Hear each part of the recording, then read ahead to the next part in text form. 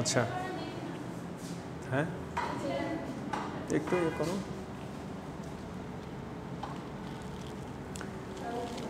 So এই দুইটা কি আলাদা চ্যাপ্টার না এক চ্যাপ্টার? এই দুইটাকে একসাথে দেওয়ার কারণ কি? এই দুইটার মধ্যে কি কোনো সম্পর্ক আছে? কীরকম সম্পর্ক?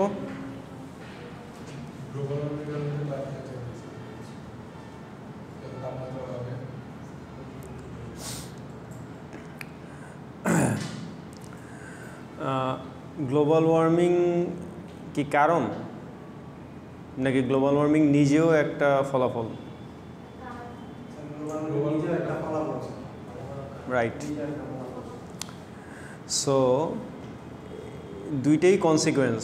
গ্লোবাল ওয়ার্মিং এটাও একটা কনসিকুয়েন্স, ক্লাইমেট চেঞ্জ এটাও একটা কনসিকুয়েন্স, বাট দুইটা কনসিকুয়েন্সই প্যারালাল, ইন্টার রিলেটেড। এখন একটা ছেলে নষ্ট হয়ে গেছে, বিপথে চলে গেছে, দুশ্চরিত্র হয়ে গেছে। এটার জন্য কি ছেলেটার, তোমাদেরকে যদি তোমরাই বলার সাথে সাথেই বুঝতেছো যে ছেলেটার বাপ মা দায়ী, কেন? তুমি তো চাইলে শুধু একজনের দায়ী করতে পারতা, হয় বাপ নাইলে মা, কিন্তু তুমি দায়ী করতেছো বাপ মা। তো যখনই বাপ মা দায়ী করতেছো, তার মানে বিষয়টা হচ্ছে যে দুইটারই সেখানে কারণ আছে। মানে একটা যদি খারাপ হয়েও থাকে, ফর এক্সাম্পল ধরো বাপ, ধরলাম যে বাপ কিছু করে নাই বা বাপ শাসন করে নাই, তো মা কি করছে? আবার ধরলাম মা কিছু করে নাই, তো বাপ কি করছে? বাপ মারে শাসন করলো না কেন, বাচ্চারে শাসন করলো না কেন? দুইটারই তো করলো, লাইক দিস। সো এই জিনিসটা একটা আরেকটার সাথে যুগপৎভাবে জড়িত। প্রথম কোয়েশ্চেনটা হচ্ছে যে ওয়েদার আর ক্লাইমেট দুইটার মধ্যে পার্থক্য কি? ওয়েদার কারে বলে আর ক্লাইমেট কোনটাকে বলে? কোনটা শর্ট টার্ম, কোনটা লং টার্ম? ওয়েদার হচ্ছে শর্ট টার্ম আর ক্লাইমেট হচ্ছে লং টার্ম। ওয়েদার হচ্ছে যে টু ডেজ ওয়েদার ফোরকাস্ট, আজকে টেম্পারেচার কত হবে, হাইয়েস্ট কত হবে, লংগেস্ট কত হবে, আজকে হিউমিডিটি কত থাকবে, আজকে উইন্ড ব্লো কতটুকু হবে, কতটুকু কি, এতটুকু একটা স্পেসিফিক টাইম পিরিয়ডের জন্য। আর ক্লাইমেট হচ্ছে যে একটা লঙ্গার টাইম পিরিয়ডের জন্য। So weather refers to atmospheric condition that occur locally over short period of time. এটা হচ্ছে weather from minutes to hours or days. এই কারণে ওয়েদার ফোরকাস্ট আমরা বলতেই যেটা বুঝাই সেটা হচ্ছে যে এই সপ্তাহের ওয়েদার ফোরকাস্ট, নেক্সট উইকের ওয়েদার ফোরকাস্ট, নেক্সট মান্থের ফোরকাস্ট, এতটুকু পর্যন্ত। এটা হচ্ছে ওয়েদার ফোরকাস্ট, ক্লাইমেট ফোরকাস্ট না। আর ক্লাইমেট আমরা বলতেছি যে লং টার্ম রিজিওনাল আর even global average temperature, humidity, rainfall pattern, seasons, everything.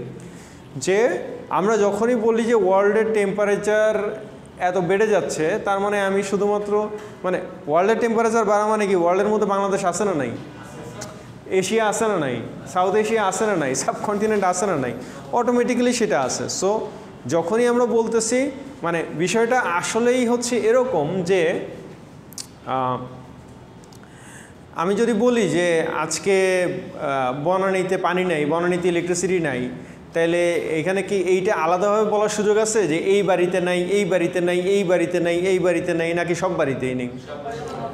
আমি যখন বলবো যে এই বিল্ডিংয়ে আজকে পানি সাপ্লাই নাই, তার মানে এই বিল্ডিংয়ের এই ফ্ল্যাটে নাই, এই ফ্ল্যাটে নাই, নাকি কোনো ফ্ল্যাটেই নেই? ওয়েদার তুমি শুধু বললা যে হ্যাঁ ঢাকার ওয়েদার এইটা, রাজশাহীর ওয়েদার এইটা। তুমি যখন ক্লাইমেটের কথা বলবা যে the climate of Bangladesh is getting warmer day by day, এইটা যদি বলো, আসলে বাংলাদেশের ক্লাইমেট শুধু বাংলাদেশের জন্য আলাদাভাবে উষ্ণ হয়ে যাওয়ার বা বাংলাদেশের টেম্পারেচার রাইজ করার কি সুযোগ আছে? না, আমার কথা বুঝতে পারো নাই বোধহয়, আবার বলতেছি। ধরো এরকম কি সুযোগ আছে যে বাকি পৃথিবীর সব দেশের টেম্পারেচার কমতেছে, শুধু বাংলাদেশের বাড়তেছে? তার মানে টেম্পারেচার যখন বাড়তেছে তার মানে বাকিদেরও বাড়তেছে, বাংলাদেশের বাড়তেছে তার মানে অন্যদেরও বাড়তেছে, এবং অন্যদের বাড়তেছে তার মানে হোল গ্লোবেরই বাড়তেছে, গ্লোবাল ওয়ার্মিং হচ্ছে।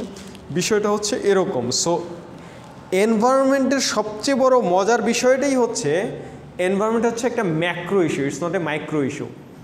এনভায়রনমেন্টের মাইক্রো ইস্যুগুলো হচ্ছে শুধু এইটা যে হ্যাঁ আজকে তুরাগের পানি নষ্ট হয়ে গেছে, বুড়িগঙ্গা নষ্ট হয়ে গেছে, আজকে এই খাল দূষিত হয়ে গেছে, ওই খাল মরে গেছে, ওইখানে খাল ছিল এখন কিছুই নেই, ওখানে সাগর ছিল এখন কিছুই নেই।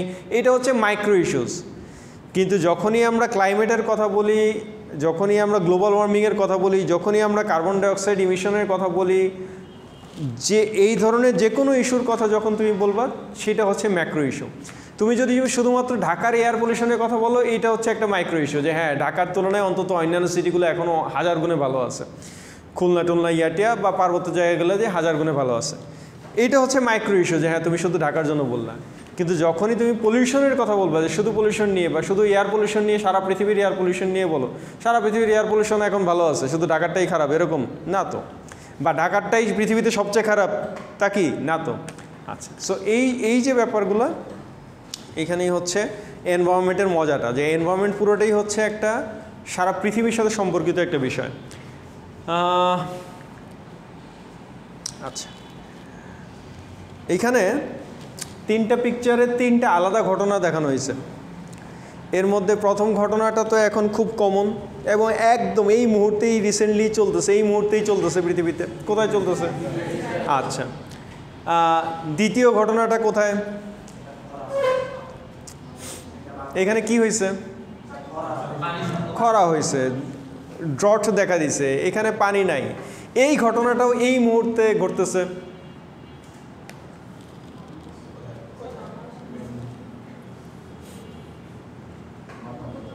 কোথায়?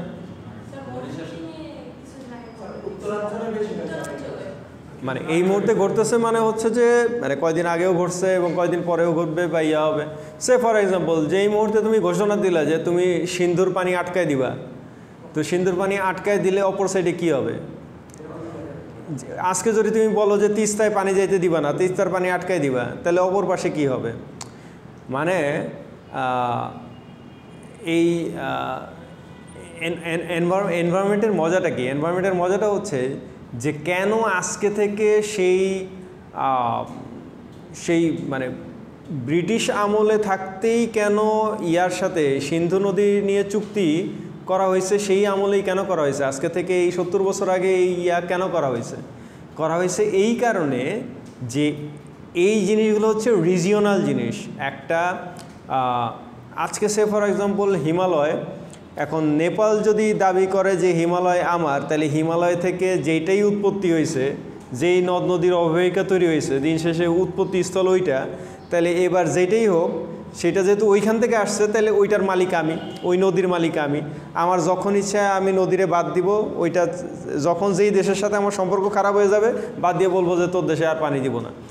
এই জিনিসটা কেউ যাতে করতে না পারে, এই কারণেই ইন্টারন্যাশনাল এই যে এনভায়রনমেন্টাল ট্রিটিগুলা, নদ নদীর যে যৌথ যে চুক্তিগুলো হয় বিভিন্ন দেশের মধ্যে, কম্বাইন্ড ইয়াগুলা, যে যাতে কখনোই এরকম না হয় যে এই দেশ চাইলেই রাজনৈতিক বা অন্য কোনো বৈরিতার কারণে এইখানে যাতে কোনো ব্যারিকেড না দিতে পারে, যে প্রত্যেকেই যাতে প্রপারলি সেই জিনিসটা পায়। কারণ উপর থেকে আস্তে আস্তে নিচের দিকে যাবে, এটাই স্বাভাবিক। কিন্তু নিচের দিকে যদি যাইতে না দিই, তাহলে অপর পাশের মানুষ, ওই দেশের মানুষ তো দুর্ভিক্ষে মারা যাবে, বা সে তো পানি পাবে না, সেচের পানি পাবে না, লোকজন ইয়া পাবে না, আর ড্রট দেখা দিবে। আচ্ছা, সো এটা প্রত্যেকটা জিনিসের ক্ষেত্রে। আর এটা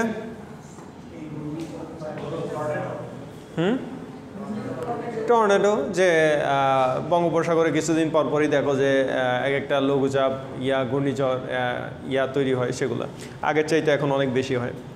আচ্ছা, সো ক্লাইমেট চেঞ্জ বলতে আসলে আমরা কী বলছি? ক্লাইমেট চেঞ্জ বলতেছি, হ্যাঁ ক্লাইমেট চেঞ্জ হয়ে যাচ্ছে। মানে মজার ব্যাপার হচ্ছে যে ক্লাইমেট চেঞ্জ তোমাদেরকে যদি এখনও মানে পরীক্ষার এখন একটা ক্লাস টেস্ট বা মিড নেওয়া হয়, এমনকি ফাইনালও যদি নেওয়া হয়, তোমার যদি বলা হয় যে হোয়াট ইজ ক্লাইমেট চেঞ্জ, ওইখানে মার্কস 2 মার্কস দেখ আর 6 মার্কস দেখ, তুমি প্রথমেই লিখবা কি climate change is the change of the climate, লেখা বয়ে থাকবা।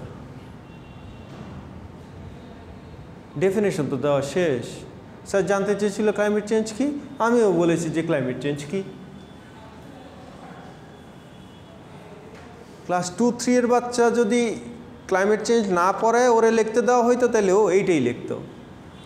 তাহলে ওর সাথে তোমার পার্থক্যটা কি? তুমি ইউনিভার্সিটিতে পড়ো, ওই ক্লাস 2 এর পরে তোমার জীবনে যতগুলো বয়স আর এতগুলো বছর যোগ হয়েছে, এই বছরে যোগ হয়েছে কি তাহলে? নাকি সব শুধু মাইনাস হয়েছে? আচ্ছা, তোমাদের খাতা দেখলে মনে হয় শুধু মাইনাস হয়েছে, কিছু প্লাস হয় নাই। Climate change refers to long-term shifts in temperature and weather patterns. Long-term shifts. These shifts may be natural, but since the 80s, human activities have been the main driver of climate change, primarily due to the burning of fossil fuels, which produces heat trapping gases. কি বললো এখানে? অনেকগুলো information আছে এখানে। ঘটনাটা কি?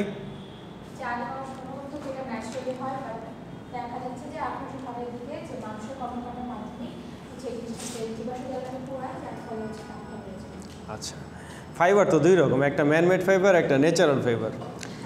পৃথিবীর যে কোনো কারণ, সেই কারণও দুই রকম, একটা হচ্ছে ন্যাচারাল রিজনস, ন্যাচারাল কজ, আর একটা হচ্ছে অ্যানথ্রোপোজেনিক রিজন বা ম্যানমেড কজ। অ্যানথ্রোপোজেনিক কারণ বা মানবসৃষ্ট কারণ। মানবসৃষ্ট মানে হচ্ছে যে ঘূর্ণিঝড় আমি বানাইছি বা ইয়া বানাইছে সেটা না, আমার চরিত্রের কারণে হয়েছে, আমার বদ অভ্যাসের কারণে হয়েছে। আচ্ছা, আজকে বাংলাদেশে প্লাস্টিক দিয়ে বাংলাদেশের সব মানে একটু বৃষ্টি হইলেই সব রাস্তাঘাট সব ভাইসে যায়, কারণ রাস্তায় পানি যাইতে পারে না।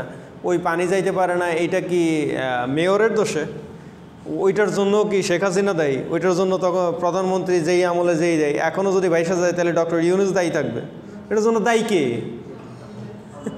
খায় যে আর ফালায় যে সে দায়ী, যে খায় আর যে ফালায় সে দায়ী। সো বিষয়টা হচ্ছে এরকম যে যত দুর্যোগ আমরা দেখতেছি, এই দুর্যোগের কারণ এখন যতটা না ন্যাচারাল, তার চাইতে 1000 গুণে বেশি আর্টিফিশিয়াল। এখন সেটা আমাদের লাইফস্টাইল অ্যাক্টিভিটিসের কনসিকোয়েন্স বা রেজাল্ট হিসেবেই সেটা বেশি হচ্ছে, এবং এইটা বহু আগেই আল্লাহ বুঝছিল। এই কারণে আল্লাহ কোরআনে সূরা রুমে বলেই রাখছে যে জলে এবং স্থলে মানুষের কৃতকর্মের কারণে বিপর্যয় ছড়িয়ে পড়েছে, এবং তা মানুষের কর্মফল। বুঝছেন? আচ্ছা, তারপরে বলা হলো যে primarily due to the burning of fossil fuels. Fossil fuel কি জিনিস?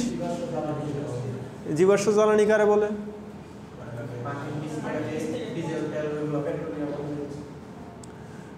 বলো।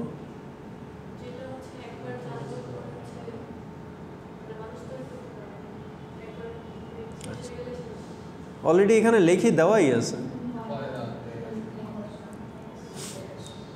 আচ্ছা, তোমরা আমার বলো দেখি যে আমরা যে ইলেকট্রিসিটি প্রডিউস করি, এই যে লাইটের আলোয় পড়তেছি, যদিও দিনের বেলা, তারপরেও লাইট জ্বালায় পড়তেছি, এসিতে চলতেছি, ফ্যান ঘুরতেছে, ইলেকট্রিসিটি ছাড়া তো লাইফ ইম্পসিবল।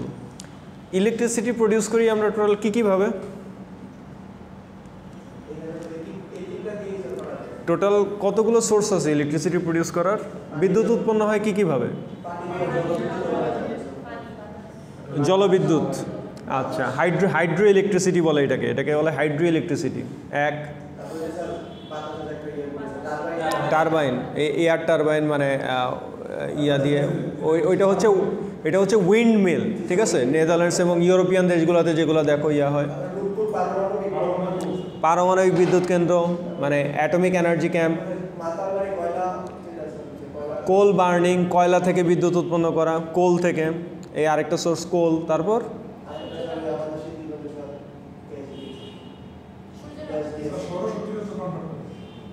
কি দিয়ে?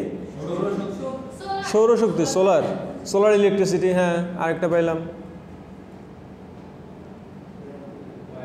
গ্যাস নাই, গ্যাস দিয়ে বিদ্যুৎ। হ্যাঁ, গ্যাস থেকে। হ্যাঁ, আর কল তো হইলে। এবার দেখো মজাটা হচ্ছে, তুমি যতগুলো নাম বললা, কোল বললা, অয়েল বলো, কোল বলো, গ্যাস বলো, সেই ওয়াটার বলো, সোলার বলো, এই সব জিনিস কি ন্যাচারাল না আর্টিফিশিয়াল? মানে তুমি নীলা ন্যাচারাল জিনিস, বানাইলা কি? তাহলে কমতেছে কি? ন্যাচারালটাকে ডিস্ট্রয় করে, কনভার্ট করে তুমি বানাইতেছো আর্টিফিশিয়াল। কোনটা?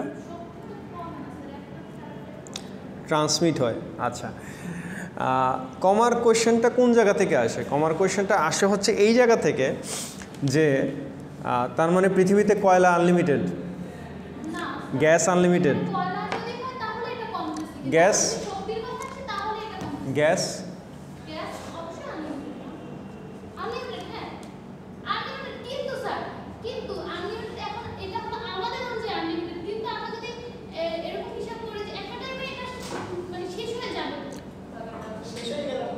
যেটা আনলিমিটেড সেটা আবার শেষ হবে কীভাবে?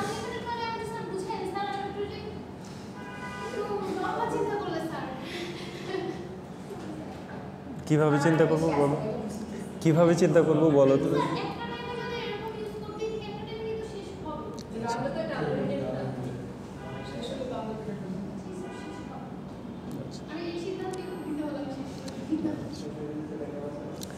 আচ্ছা, তোমার সম্পর্কে তোমার ধারণা কি? তুমি লিমিটেড না আনলিমিটেড? আবার কোন বিষয়? মানে ধরো নিরুর সম্পর্কে নিরুর ধারণা কি? নিরু কি লিমিটেড না আনলিমিটেড? ও নিরু লিমিটেড। আচ্ছা, আমি তো ভাবছিলাম নিরু নিজেকে আনলিমিটেড মনে করে। ও আচ্ছা, ঠিক আছে। তাহলে আসো যে ক্লাইমেট চেঞ্জ নিয়ে যদি 1 মার্কসের আনসারও দিতে হয় যে হোয়াট ইজ ক্লাইমেট চেঞ্জ, তার আনসারটা হবে এরকম। তার আনসারটা কখনোই ওইটা হবে না যে চেঞ্জ অফ দ্য ক্লাইমেট, তাহলে ওইটা ইউনিভার্সিটি লেভেলের না। এই জন্যই বারবার বলতেছি যে ওইটাই লেখা যাবে না, যে মানে ইউনিভার্সিটি লেভেলের কোয়েশ্চেন, তো ইউনিভার্সিটি লেভেলের আনসার হইতে হবে। এই গ্রাফটা একটু খেয়াল করে দেখো, এবং যে আমাকে এই গ্রাফটা এখানে এসে সবাই বুঝিয়ে দিতে পারবে তার জন্য গিফট আছে। খুব ইন্টারেস্টিং একটা গ্রাফ, খুবই মজার। দাঁড়াও, আগে একটু দেখো না। দেখা যাচ্ছে না? কি বলে দেখা যাচ্ছে না? কি বলে দেখা যাইতেছে না? চোখে সমস্যা। বাবা তুমি সামনে এসে বসো। আমি তো ভেবেছিলাম তোমার পুষ্টি অনেক, কিন্তু এখন তো দেখছি অপুষ্টিতে ভুইগে লম্বা হয়ে গেছে।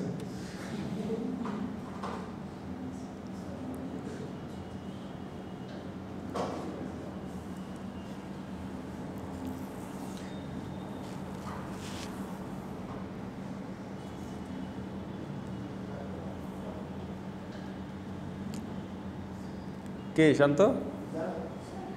আচ্ছা,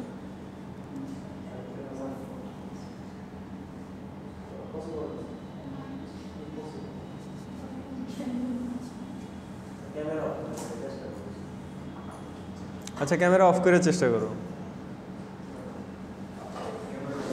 পজ করো। আসো, মানে ফার্স্ট কোয়েশ্চেনটা হচ্ছে আমরা তাহলে সেই 1850 থেকে কেন শুরু করতেছি, মানে 0 থেকে কেন শুরু করতেছি না? ইভেন 1850 থেকেও আমি যখন শুরু করতেছি তখন কিন্তু দেখো সেটা ওই 0.5 লেভেলেই আছে, এইটা সেই একদম লো লেভেলেই আছে, এইটা সেই হাই লেভেলেই আছে। তার মানে হচ্ছে যে পৃথিবীর সৃষ্টির শুরু থেকে একেবারে সেই 1850 পর্যন্ত মানে এনভায়রনমেন্ট বা পলিউশনের ক্ষেত্রে ড্যামেজ যতটুকু না হয়েছে তার চাইতে 1000 কোটি গুণ ড্যামেজ এই অতটুকু সময়ের মধ্যেই হয়েছে। আরও সহজে আসো, প্রথম কথা হচ্ছে যে এই যে 0 মানে বছর 1, বছর 2, বছর 1800, 1900, মিলেনিয়াম, এই হিসাবটা শুরু হয়েছে তো অনেক পরে। এই হিসাবটা কিসের সাথে সম্পর্কিত? এই হিসাব কিসের সাথে সম্পর্কিত? এই ইংলিশ ক্যালেন্ডার কিসের সাথে সম্পর্কিত? হ্যাঁ, মানে একটা হচ্ছে বিফোর ক্রিস্ট আর একটা হচ্ছে আফটার ক্রিস্ট, ঠিক আছে, এডি। তো এই 2000 এডি, 1900 বিডি। তো কথা হচ্ছে এর আগেও তো পৃথিবীর বয়স প্রায় 500 কোটি বছর। এখন 500 কোটি বছরের পৃথিবীতে তুমি না হয় একেবারে ধরো মানে সব কিছু মিলে পৃথিবীতে মানুষের আগমন আদম আলাইহিস সালাম থেকে শুরু করে এগুলো হিসাব করলে দেখা যায় যে এগুলো লেস দেন হচ্ছে 40,000 ইয়ার্স, মানে 40,000 বছরের নিচে হচ্ছে পৃথিবীতে মানুষের বসবাস, বাকি সব মানুষ ছিল না। এই 40,000 বছরের মধ্যে এখন মনে করো আমরা বছর গণনা করতেছি 2025। সো 2025, তার মানে এই 2000 থেকে আমাদের কাউন্ট, সেই 2000 থেকে কাউন্টে যদি শুরু করো তাহলে সেই 0 সাল থেকে শুরু করে 1850 সাল পর্যন্ত খুব একটা পৃথিবীর পলিউশনের ড্যামেজ হয় নাই, কিছু হয় নাই। কারণ কি? কারণ তখনও ইন্ডাস্ট্রিয়াল রেভলিউশন শুরু হয় নাই। ইন্ডাস্ট্রিয়াল রেভলিউশন শুরুই তো হলো 18th সেঞ্চুরির শেষের দিকে। তো তখন গিয়ে ইংল্যান্ড থেকে শুরু হয়ে বাকি সারা পৃথিবীতে আস্তে আস্তে ইন্ডাস্ট্রিয়ালাইজেশন হইতে থাকলো। তখন এবার আসল পলিউশন কারে বলে, কত প্রকার কী কী, সেটা আমরা বোঝা শুরু করলাম, করা শুরু করলাম। সো এই কারণে মোটামুটি সেই জায়গা থেকে দেখানো, সেই জায়গা থেকে যখন দেখানো, এবার দেখানো শুরু হয়েছে যে হ্যাঁ এবার এভারেজ টেম্পারেচার একটু বাড়ে একটু কমে, একটু বাড়ে একটু কমে, কিন্তু শেষ পর্যন্ত আগে তাও মাঝে মাঝে কমার চান্স ছিল, বাট 1950s পর থেকে এইটা আর কখনোই কমে নাই, এরপরে শুধু বাড়তেছে। এটা গেল টেম্পারেচার। তারপরে আসো গ্লোবাল এভারেজ সি লেভেল, এইটা এরপর থেকে মানে একটু বাড়ে কমে, কিন্তু এরপর থেকে কন্টিনিউয়াসলি সেই হারে বাড়া শুরু করছে, যে সি টেম্পারেচার বাড়তেছে। যেহেতু টেম্পারেচার বাড়তেছে, টেম্পারেচার যখন এই গ্রাফে বাড়তে থাকবে অটোমেটিক্যালি তখন এইটাও এই হারে গলা শুরু করবে, এটাও তখন এই হারে করতে থাকবে। তো আমার আইস খণ্ড এটা তো কন্টিনিউয়াসলি গলতেছে, তার মানে সেটার যে আইস কাভার বা সেটার যে হাইটটা ছিল, এই হাইট কি প্রতিনিয়ত বাড়তেছে না কমতেছে? কমতেছে। এই কারণে আইসবার্গ কমতেছে, টেম্পারেচার বাড়তেছে, সি লেভেল বাড়তেছে। একদম সহজ হিসাব। এটা না বোঝা এবং বুঝাইতে না পারা দুইটাই জীবনের চরমতম ব্যর্থতা। এবং এরকম দুইজন টিচার ক্লাস নেওয়ার পরেও যদি ক্লাসে কোনো স্টুডেন্ট থাকে যারা পাওয়া যাবে যে এখনও বুঝে নাই, তাকে তুমি নারায়ণগঞ্জ নিয়ে যাবা, ঠিক আছে? তুমি হ্যাঁ তুমি তোমার তোমার গেঞ্জি ডেলিভারি সার্ভিসে ওরা লাগাই দিবা, পার্সেল ডেলিভারি। হ্যাঁ, আচ্ছা, এবার আসো ক্লাইমেট চেঞ্জ তো বললাম, গ্লোবাল ওয়ার্মিংটা কি? আবার ওয়ার্মিং অফ দ্য গ্লোব শেষ, শুরুর আগেই শেষ। আচ্ছা, global warming is the extra heat within the earth's atmosphere which has caused the rise in global temperature. মানে পৃথিবী গরম হয়ে যাচ্ছে বা বৈশ্বিক উষ্ণায়ন, তো গরম পৃথিবীর আবার কি কথা? পৃথিবীর আবার গরম বানায় কে? পৃথিবী আবার গরম হয় কে? তো তাইলে হচ্ছে যে আল্লাহ পৃথিবীর নিয়ে খেলতেছে, উনি যখন ইচ্ছা গরম করে, উনি যখন ইচ্ছা ঠান্ডা করে। এইটা যদি এরকম হইতো তাহলে তার আমাদের মানে দরকার ছিল না। So over the past 50 years the average global temperature has increased at the fastest rate in the recorded history. এই কোর্সে এই কথাটা তোমরা অনেকবার পাবা যে in the recorded history. Recorded history মানে কি? এই যে এখন আদম আলাইহিস সালাম যখন আসছিল তখন পৃথিবীর এভারেজ টেম্পারেচার কত ছিল, এটা কি আমার রেকর্ডে আছে? তো তার মানে হচ্ছে যে আমার রেকর্ডের হিস্ট্রি, ইভেন ঈসা আলাইহিস সালাম যেদিন মারা গেছে সেদিন থেকেও কি টেম্পারেচারের রেকর্ড আছে? না, আমার রেকর্ড আছে মানে নাসার কাছে বলো বা বলো, আমাদের টোটাল রেকর্ডের হিস্ট্রি হচ্ছে অ্যারাউন্ড 145 to 150 years। মাত্র 150 বছর আমাদের কাছে রেকর্ডের হিস্ট্রি শুরু হয়েছে। যতই তুমি বলো যে আমরা এগিয়ে যাইতে যাইতে আমরা আসমানের চূড়ায় উঠে গেছি, মঙ্গলে চলে গেছি, চাঁদে চলে গেছি, এতে চলে গেছি, তুমি তো মাত্র শুরুই করছো। এখন না হয় বেশি জোরে দৌড়াইতেছো, কিন্তু দৌড়ানো শিখছোই কয়দিন আগে। তো তার মানে হচ্ছে যে আমাদের রেকর্ডের হিস্ট্রিটা খুবই কম। সো এই রেকর্ডের হিস্ট্রির মধ্যে এখন ফাস্টেস্ট রেটে আগাচ্ছে। All but one of the 16 hottest years in NASA's 134-year record have occurred since 2000. মানে কি? কি বললো এখানে?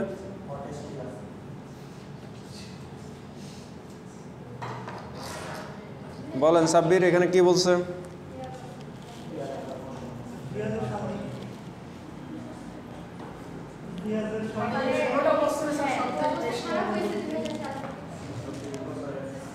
বলো।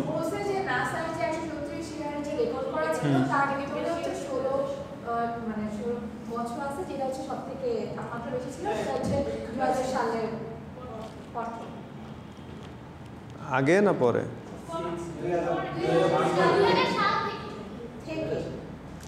2000 সালের পর থেকে। এবং এই রেকর্ডটা নেওয়া সেটাও হচ্ছে মনে করো 2017-18 দিকে। তার মানে 2017 আগে ও পাইছেই 16 বছরের হিসাব, এবং ওই 16 বছরই ছিল নাসার 134 বছরের ইতিহাসের সবচেয়ে উষ্ণ 16 বছর। কি বুঝলা? তার মানে ও যদি আরও 20 বছর পাইতো তাইলে বলতো যে পৃথিবীর ইতিহাসে সবচেয়ে কঠিন 20 বছর হচ্ছে এখন পর্যন্ত এই 20 বছর। ও যদি 2025 পর্যন্ত পাইতো তাহলে বলতো যে সবচেয়ে বাজে 25 বছর পৃথিবীর ইতিহাসের এই 25 বছর, এবং এখন থেকে তাই হইতে থাকবে। কথা বুঝছো না বুঝো নাই? মানে এবং ওই জায়গায় কোনো ব্রেক নাই, ইটস নাও আনব্রেকেবল। আচ্ছা, এরপরে কি বলা হচ্ছে, scientist have high confidence that global temperatures will continue rise for decades to come, largely due to green house gases produced by human activities. কিসের কনফিডেন্স আছে? হাই কনফিডেন্স কিসের? ভালো কাজ করার, কোরবানি দেওয়ার। সুবর্ণা আগামী 3 বছরের মধ্যে হজে যাবে এরকম। কাঞ্চি 5 বছরের মধ্যে বিয়ে করে তারপরে 3 বছরের মধ্যে, সেই কনফিডেন্স না। কনফিডেন্স কিসের? গ্লোবাল ওয়ার্মিং এর ব্যাপারে কনফিডেন্স, যে সবাই হট হয়ে যাবে। কেন হট হয়ে যাবে? কারণ পৃথিবী হট হয়ে যাবে এবং সবাই ট্রায়াল শুরু করবে। কারণ জাহান্নামে যেতে হলে এখন থেকে একটু প্র্যাকটিস না হলে কি চলে? এই টেম্পারেচার দিয়ে কি ওইটার প্র্যাকটিস হবে? কেন হবে না? কেন নিরু?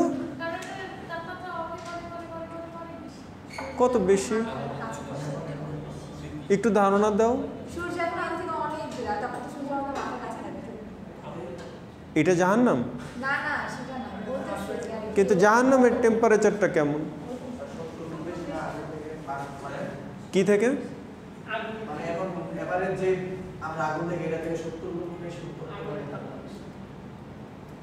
ওকে, যা বলেছে ঠিক বলেছে।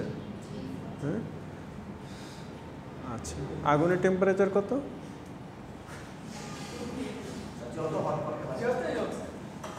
যত। এই দাঁড়াও, এটা কোন আগুন? তোমার ঘরে যে গ্যাস জ্বালাও সেই আগুন? কোন আগুন? ও আচ্ছা, ওই যে ফ্যাক্টরিতে আগুন লাগলে যে আগুন লাগে ওই আগুন? কোন আগুন? একটা গাছ ইয়া করলে আগুন জ্বালাইলে যেটা সেই আগুন? লাকড়ির চুলায় যে আগুন সেই আগুন? এই যে বিএসআরএম, কেএসআরএম, ওখানে জানি কি করে, কিভাবে? লোহা লিকুইড করে, লিকুইডকে আবার হার্ড স্টেইনলেস স্টিলে কনভার্ট করে। লোহা তাহলে গলে? লোহা গলে। তুমি আমি কি লোহা? তাহলে আমরা তো গলবো না, তাই না? আমাদের তো যেই স্ট্রেংথ, আর আমরা যেই পরিমাণ বুজুর্গ, আমরা তো জামাত ছাড়া নামাজই পড়ি না। আর ইউনিভার্সিটি অফ স্কলার্সে যতক্ষণ থাকি ততক্ষণ তো এক ওয়াক্ত নামাজও আমাদের জামাত মিস হয় না। কারণ আমাদের যেই ফ্লোরে ক্লাস করি তার নিচের ফ্লোরেই নামাজের ব্যবস্থা আছে। ওখানে আমরা পুরো ব্যাচ, সিনিয়র জুনিয়র 11, তারপর 12, 13, 14 সবাই মিলে একসাথে আল্লাহু আকবার বলে নামাজ পড়ি। এই কারণে আল্লাহ মাফ করে দিবে। একটা কারণ তো থাকা লাগবে, ঠিক কারণটা হচ্ছে এই কারণ, তাই না? তোমারে না গলানোর। তো ওখানে টেম্পারেচার হচ্ছে average 5K, 4.5 to 5K, 5000 degree Celsius.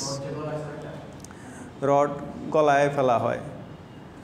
বলা হয়েছে পৃথিবীর সর্বোচ্চ যে আগুন, সেই আগুনের 70 গুণ। সেই আগুনের 70 গুণ। গ্যাসের আগুনও না, দেয়াশলাইয়ের আগুনও না, পাতা পোড়ানোর আগুনও না, লাকড়ির আগুনও না। আগুন, আসল আগুন। আচ্ছা, বিষয়টা হচ্ছে এমন যে আগুন যত বেশি জ্বালানো হয়, আগুনের ভিতরের লেয়ার এবং আগুনের ভিতরের টেম্পারেচার তত বেশি বাড়ে না কমে? দাঁড়াও, আরও সহজে বুঝো।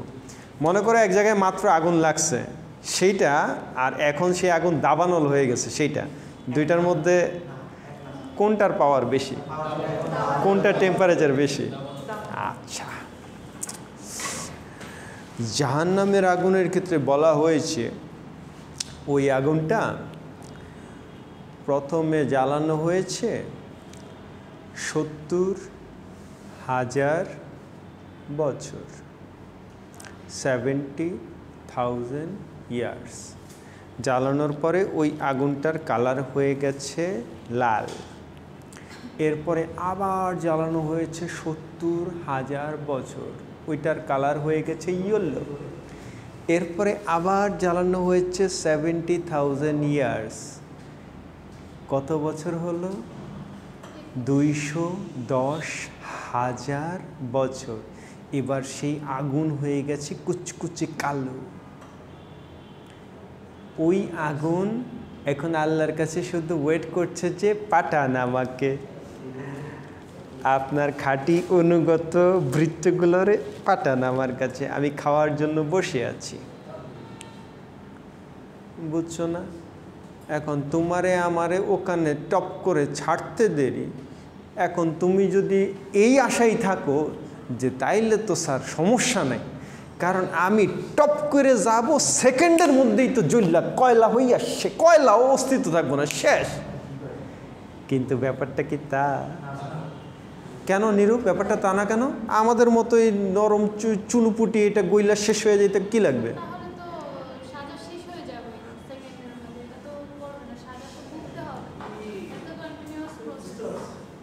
হ্যাঁ, কি কন্টিনিউয়াস প্রসেস? কেমনে কন্টিনিউয়াস প্রসেস? তুমি তো ভ্যানিশ হয়ে গেলা। কেন ভ্যানিশ হবে না? তাহলে তুমি তুমি টিকবা কীভাবে? সাস্টেইন করবা কীভাবে? তুমি সাস্টেইন করবা কীভাবে? তুমি তো ওই আগুনের মধ্যে পড়লে সেকেন্ডের মধ্যে শেষ। তুমি সাস্টেইন করবা কীভাবে? ও মানে তুমি শাস্তি পাবা না, পাবে শুধু রূহ। বডি? আচ্ছা হ্যাঁ, জীবিত হয়ে বডি সহই তো তোমার পাঠাইছি, কিন্তু সেই বডি সহই তো তুমি জ্বললা খারখার হয়ে গেছে।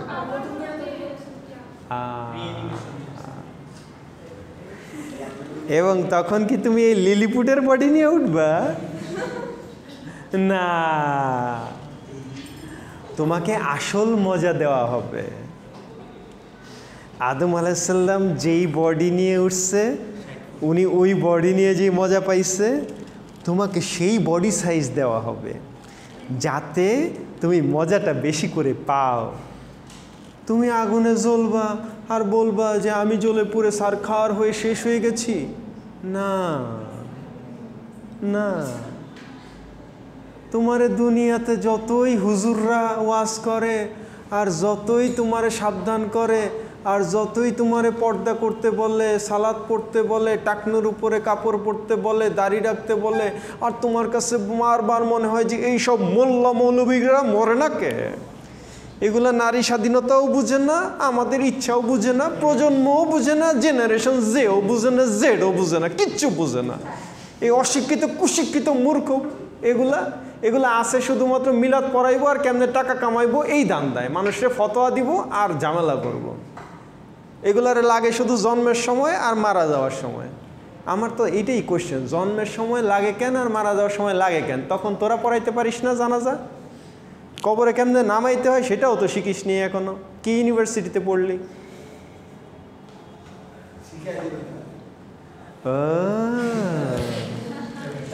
মরলে শিখাবো? বাইচে থাকতে তো তোমার নামাজের জায়গায় পাই না, শিখাবো কেমনে?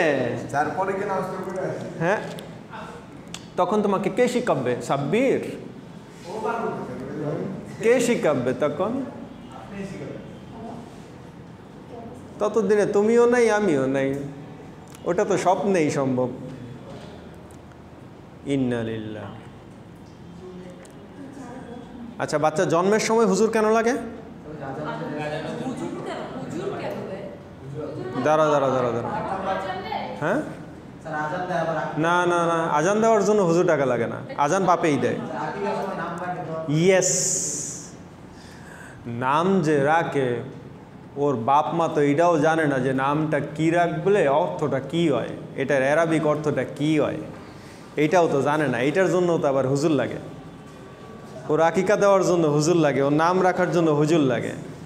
আর মরার সময় তো 100% লাগে। এমনকি যদি নাস্তিক হয়েও মরে যে আমার মেয়ের ইমান ছিল না, হুজুর আমি নিশ্চিত যে ও মুসলমানের মরে নাই, আমার মেয়ে নাস্তিক হয়ে মরছে, সারা জীবন নাস্তিকদের লিডার ছিল, নারী সংস্কার কমিশনের নেত্রী ছিল, তারপরেও ওর কবর দেওয়ার জন্য হুজুরই টাকা লাগবে, কারণ কবর কেমনে দিতে হয় তাও তো জানে না, জানাজা কেমনে পড়াইতে হয় তাও তো জানে না।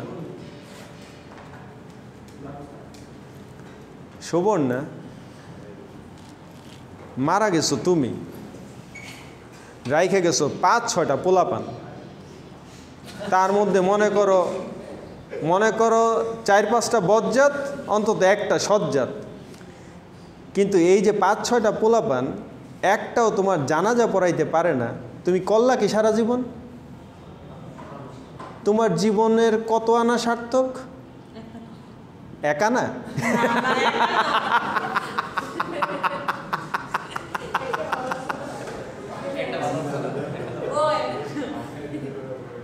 জীবনের সার্থকতা শুধু পেইন্টিং করাতে আর নিজের মন মতো সাজাতে আর সাজানোতে না। মরবা যখন তখন বুঝবা যে এমন ছেলে পেলে রেখে গেছো, অথবা বাপ মা চলে যাওয়ার পরে যখন দেখবা যে হুজুর ডাকানো ছাড়া জানাজা শুরু হচ্ছে না, হুজুর আসে না কেন, তখন বুঝবা যোগ্যতা কি অর্জন করেছো। তখন এইসব সার্টিফিকেটের কোনো বেল থাকবে না। আচ্ছা, তুমি মনে করো পিএইচডিও যদি করো, সেটা দিয়ে তোমার বাপ মায়ের কবরে জানি কত ইঞ্চি সওয়াব যাবে, মানে কয় কোটি সওয়াব যাবে তোমার ডিগ্রির কারণে। তুমি বড় টেক্সটাইল ইঞ্জিনিয়ার হয়েছো, প্রমোশন হয়েছো, তুমি একটা ইন্ডাস্ট্রির মালিক হয়ে গেছো, কয় কোটি সওয়াব যাবে। আর তুমি যে নামাজ পড়ো না সেটার জন্য কি যাবে। আর তুমি যদি নামাজ পড়ে দোয়া করতে তাহলে কি যাইতো, এটা বোঝো তোমরা। ও এখনো মরে নেই, অপেক্ষা করছো। তাহলে কাজে কর্মে তো প্রমাণ নাই, তুমি যে না আসার বললে।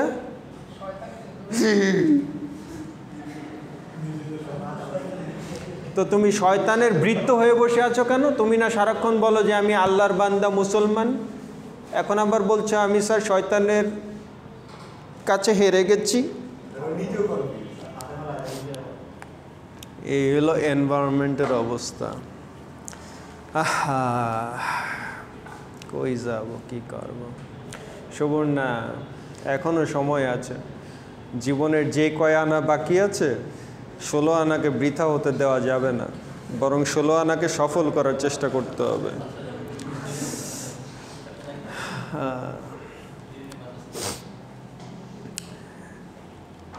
আহা,